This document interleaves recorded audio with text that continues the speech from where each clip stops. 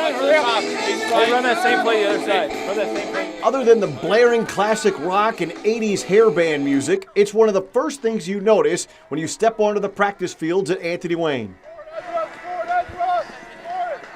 Gone are the familiar white helmets, replaced by a new-look matte gray paint scheme. The decal's not there yet, but they'll be there in time for the opener. Well, I had to get approval from the higher up first. Yeah, that's true. And it's funny, as soon as we changed to the matte gray, I had a 10-year-old, Coach, I really like tradition. You should have stayed with white.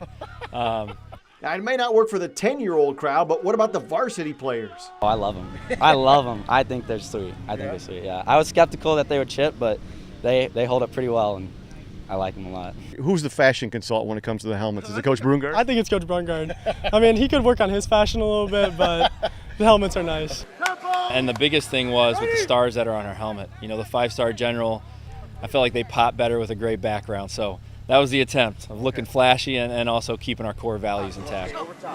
Another obvious addition to the helmets, the white padding, worn primarily by the linemen. It's a practice precaution the Generals are using for the first time this year. Last year early we had 3 concussions, and they weren't even big hits. They were kids getting awkwardly hit from the side or even falling to the ground. So we just said, if we put this on kids, is it going to help? So we've kind of given it a trial run right now. I can't really tell you whether it works or not, but if it's going to potentially benefit a kid and potentially help in any aspect of safety in the game, I think we at least have support that we're willing to try it. So that's pretty exciting. Anthony Wayne equally is excited for this season, but one of the biggest challenges facing any program is the loss of graduated seniors.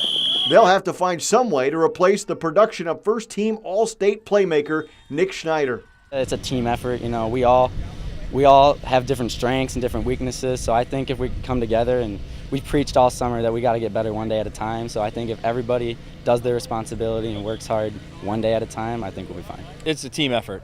We've talked to the staff. We might have to calculate how do we get catches here, how do we get handoffs here, how do we put the ball here, rather than we're going to give somebody the ball 28 times and let them make it happen. I mean, it's a team effort, of course. I mean, we've got people filling in his spot, but it's a team effort. Everybody's got to contribute in different ways. Denman will be expected to assume much of a leadership role for the Generals, and maybe not just as a quarterback. He is another coach on the field. We ran a play earlier, and I wanted to stop it to say something. You know, one of the coaches said, hold on, let him work through it. He makes a check and throws the ball even where I wasn't considering going. So to have a kid who knows your offense at a very deep level is sometimes a little bit humbling as a coach, and you got to just let him play and let him figure things out as he goes, because his mind offensively is beyond where you'd expect a kid to be when you're playing quarterback.